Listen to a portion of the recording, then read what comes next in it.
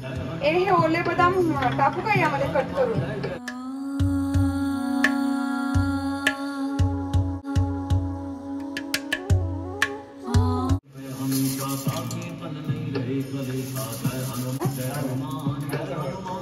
हे ओले बदाम टाकू का यामध्ये कट करून?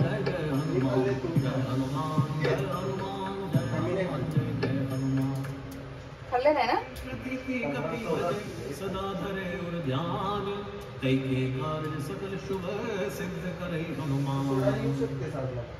येणार आहे.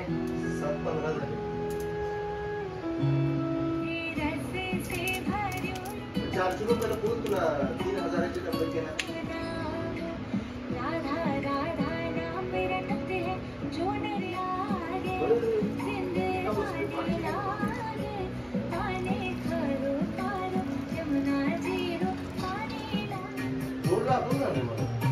टाकले कमीच गोड खायचं असतं शरीराला.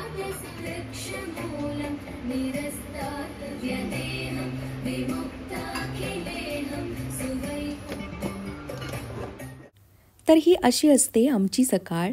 आणि ब्रेकफास्टमध्ये आज तुम्ही पाहिलंत की केलॉग्स आणि बॉइल्ड एग्स आहेत. कारण रात्री उशिरा जर का जागत राहिलो आपण तर मला सकाळी नाही जाग येत. आज पहाटेचं वॉक झालेलं नाही आहे, पण रात्री 9 वाजता जेवण वगैरे झाली, सगळी कामं आवरली की नंतर पोडियम गार्डनवरती वॉक करायला आम्ही नक्की जाणार आहोत. आता सगळीकडेच दिवाळीच्या शॉपिंगची लगबग, घराच्या स्वच्छतेची लगबग सुरू आहे. तशीच माझ्याकडे आहे, पण एक रुटीन असतं माझं ठरलेलं स्वच्छतेचं. त्यामुळं खूप सारा लोड एकदमच येत नाही किंवा आम्ही घेत नाही. आणि हे तुम्ही बऱ्याचशा व्लॉगमधून आत्तापर्यंत पाहिलेलं आहे. बऱ्याच वेळा विकेंडला आम्ही दोघं मिळून स्वच्छता करत असतो. तसंच हे माझं एक वीकली रुटीन म्हणू शकता, पण हे डीप क्लिनिंगचं रुटीन नाही आहे.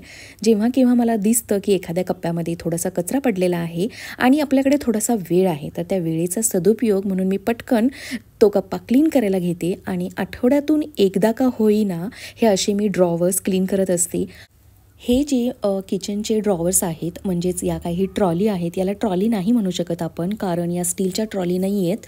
हे आहेत हेतीचे इनोटेक, म्हणजेच आपण टँडमसुद्धा बोलू शकतो याला. आणि हे प्रत्येक टँडम 50 kgचं आहे. म्हणजेच यावरती ना आपण आरामात 50 किलो वजन ठेवू शकतो.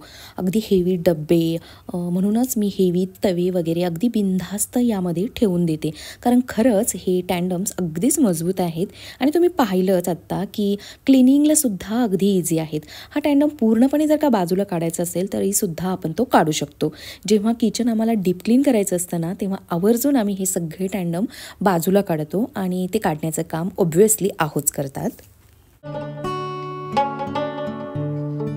जेव्हा आपण आठवड्यातून एकदा अशा पद्धतीने हे सगळे ड्रॉवर क्लीन करून घेतो आणि आफ्टर क्लिनिंग त्यामध्ये सुपर कॉक्रोचची जी काही पावडर आहे, जी मी मागच्या काही व्लॉगमध्ये सांगितलं होतं, दाखवली होती की मेडिकलमध्ये मिळते, अगदी 40-45 रुपयाची ती पावडर आहे.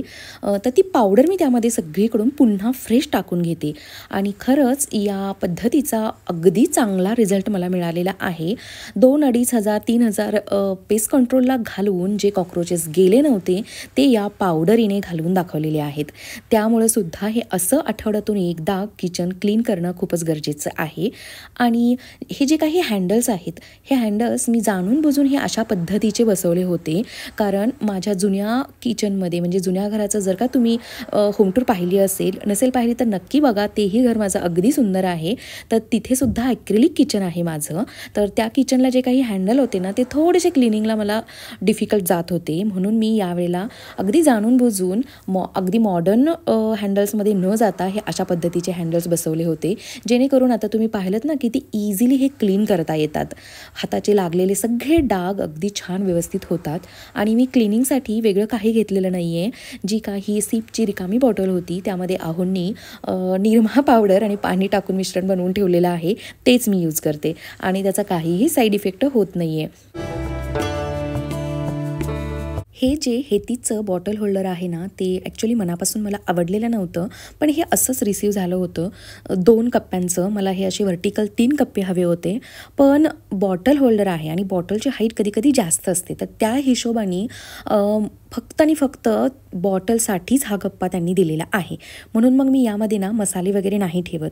जुन्या घरी हे असं बॉटल होल्डर जे होतं त्यामध्ये मी मसाल्यांच्या सगळ्या बॉटल्स ठेवून दिल्या होत्या, पण आत्ता प्रॉपर याचा यूज बॉटल होल्डर म्हणूनच मला करावा लागतो आहे.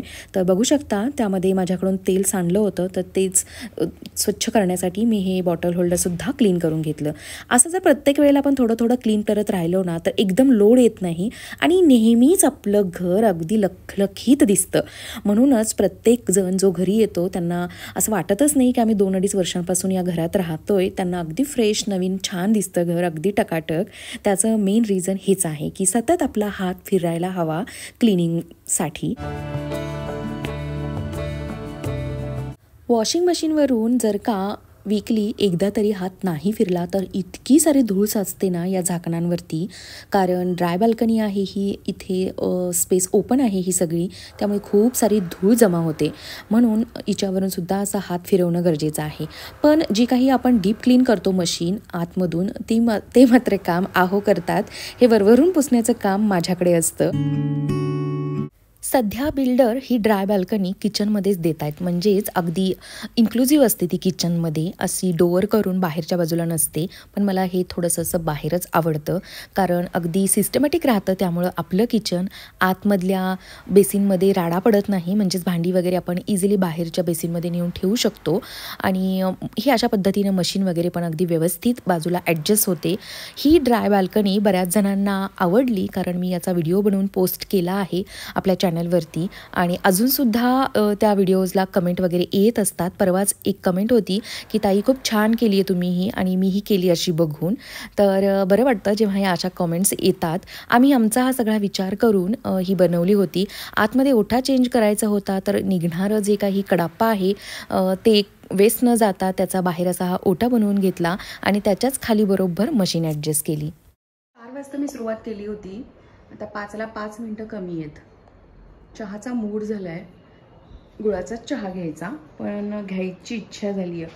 प्रितिशचा माझा अभ्यास चालू आहे. प्रितिश, तुला दूध देऊ की चहा देऊ? दूध हवं आहे की चहा हवा आहे? चहा. आणि हे मॅथ्स सुरू आहे का पुन्हा?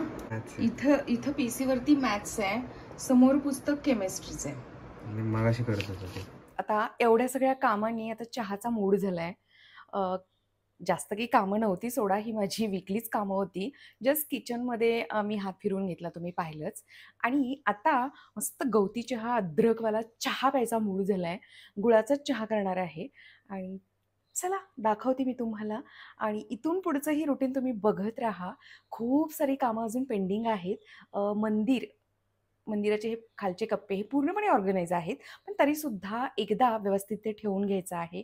दागिन्यांचा कप्पा म्हणजे आर्टिफिशियल ज्वेलरीचा, नंतर जिथे वर्कस्टेशन आहे मी काम करते ते ड्रॉवर्स, प्रितिशचे सगळे ड्रॉवर्स, प्रितिशचा वॉर्डरोब पूर्णपणे सेट आहे. पण आमच्या दोघांचे थोडे थोडे, माझा थोडा पण यांचा जास्तच विस्कटलाय, तर तो लावून घ्यायचा आहे.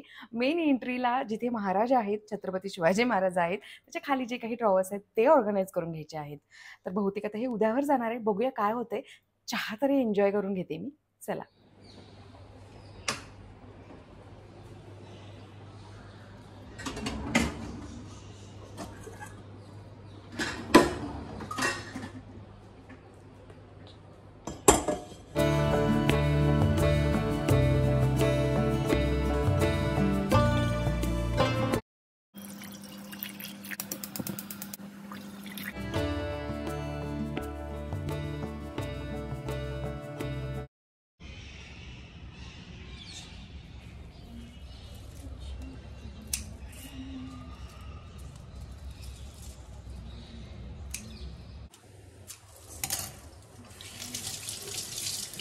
जरी आम्ही गुळाचा चहा पीत असलो तरीसुद्धा मी रोजच चहा बनवते किंवा तल्लफ होते असं नाही.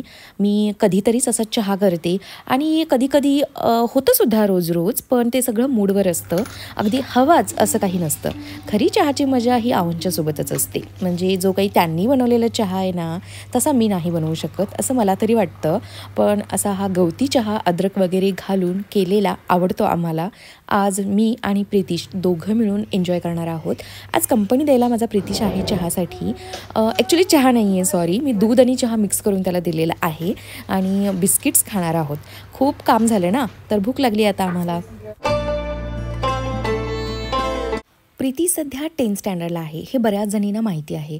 आणि 10thची एक्झामसुद्धा जवळ आली आहे. आणि हो, आत्ताच तर आपल्याला JEEसाठीचे क्लास फिक्स करावे लागणार आहेत. तर तेच आमच्या दोघांचं इथं डिस्कशन सुरू आहे की कोणता क्लास जॉईन करायचा. तो सध्या बाकलीवालची एंट्रन्स देणार आहे. येणाऱ्या 26 तारखेला म्हणजे शनिवारी ही टेस्ट असणार आहे. आमच्याकडे कसं असतं माहिती आहे का, आम्ही त्याला सांगण्याऐवजी तोच आम्हाला सांगत असतो की पप्पा मम्मी हे क्लास मला करायचे आहेत किंवा हा क्लास मला जॉईन करायचा आहे. जेव्हा त्याने 9th स्टँडर्डमध्ये फाउंडेशन जॉईन केलं होतं तर तेव्हासुद्धा ते त्यानं स्वतःहून केलं होतं. आम्ही कोणताही फोर्स केलेला नव्हता त्याला किंवा कधीही त्याला सांगितलेलं नाही आहे की तुला इंजिनिअरिंगच करायचं आहे, तुला JEEच द्यायचे आहे. हे सगळं त्यानंच ठरवलेलं आहे. माझी जी मैत्रीण आहे कल्पना, तिचा मुलगा सार्थक जो अतिशय हुशार आहे, तर त्याने JEE दिली होती म्हणूनच त्याचं बघून कदाचित असू शकतं असं की प्रितिशला आवड निर्माण झाली किंवा आपण ज्यांच्या संगतीत असतो ते लोक आपल्याला इन्फ्लुएन्स करत असतात तर त्याचाही कुठेतरी परिणाम असतो. पण तो एकतर स्वतः त्याला बायो आवडत नाही, त्यामुळे मेडिकलकडे जाण्याचा प्रश्नच नाही. स्पोर्ट्समध्ये पण काही चान्स नाही. तर त्यानंच स्वतःहून हे इंजिनिअरिंगचं ठरवलेलं आहे. आपण पॅरेंट्स म्हणून फक्त त्यांना अगदी फुल्ली सपोर्ट करणं गरजेचं आहे आणि तेच आम्ही करत आहोत. तुम्हाला येणाऱ्या व्लॉग्समधून हे कळणारच आहे. आणि हेही आहे की 10thमध्ये सुद्धा कोणताही ट्युशन लावायचं नाही, हा त्याचाच डिसिजन आहे. आमची स्कूलसुद्धा इतकी चांगली आहे की मला नाही वाटत की प्रीतीसारख्या मुलाला बाहेरच्या एखाद्या ट्युशनची म्हणजेच वेगळ्या काही क्लासेसची गरज असेल. आणि ते आता दिसणारच आहे आपल्याला. 3-4 महिन्यात 10वीची एक्झाम येते आहे. आत्तापर्यंत तरी त्याची प्रगती चांगली आहे. आम्ही खूप कधी त्याच्यावर हिटलरगिरी केलेली नाही आहे की तुला इतकेच मार्क्स पडायला हवे, तू एवढाच अभ्यास करायला हवा. त्याला अगदी स्वातंत्र्य देऊन आम्ही सांभाळलेला आहे, म्हणजे वाढवलेलं आहे जसं आपण लहान असताना वाढलो होतो. आम्हालाही कधी कोणी सांगितलं नव्हतं की इतका अभ्यास कर, इतके मार्क्स पडलेच पाहिजेत, पहिला नंबर आलाच पाहिजे, असं कधीही कोणी सांगितलेलं नव्हतं आणि कधी कोणी आमचा अभ्यासही घेतलेला नव्हता. मी एका हायस्कूल टीचरची मुलगी आहे तरीसुद्धा कधी कोणी माझा अभ्यास घेतलेला नव्हता. तर तसंच आहे, आम्ही सुद्धा कधी प्रीतीचा अभ्यास घेतलेला नाही. हो, हे बऱ्याच जणींना पटणार नाही, आवडणार नाही, पण हे खरं आहे की मी कधीही प्रीतीचा अभ्यास घेतलेला नाही. अगदी किरकोळ कधीतरी घेतलेला असेल आणि मॅथमॅटिक्सचा आहोंनी घेतला असेल, पण त्याचा बेस खरंच पक्का आहे, चांगला आहे. आणि हे मला केव्हा कळालं, जेव्हा मी माझ्या मैत्रिणीकडे म्हणजेच कल्पनाकडे त्याला मॅथमॅटिक्सचे क्लासेस लावले होते, तेव्हा तिला कळालं की नाही, याचा बेस खरंच चांगला आहे, याला कोणत्याही ट्युशनची गरज नाही आहे, त्याचं तो सेल्फ स्टडीने सुद्धा करू शकतो. आणि स्कूल तर आहेच, स्कूल आमचं अगदी बेस्ट आहे. JEE देणं आणि IITला ॲडमिशन मिळवणं तसं सध्या सोपं राहिलेलं नाही आहे.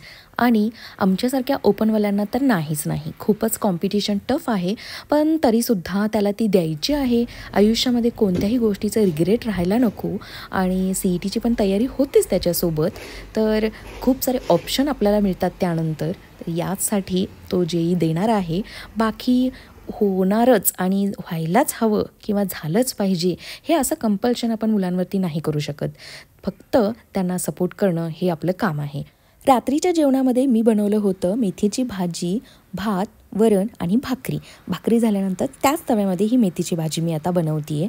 आणि हो, यानंतर जेवण होणार आणि मग आम्ही पोडियममध्ये चालायला जाणार. आणि गेलोही होतो, पण ते शूट करायचं राहून गेलं. याच नोटवरती आजचा हा व्हिडिओ मी इकडेच एंड करते. पुन्हा भेटेन लवकरच एका नवीन व्हिडिओमध्ये. जर व्हिडिओ आवडला असेल तर प्लीज व्हिडिओला लाईक आणि चॅनलला सबस्क्राईब नक्की करा. व्हिडिओ हा शेवटपर्यंत पाहिल्याबद्दल अगदी मनापासून धन्यवाद.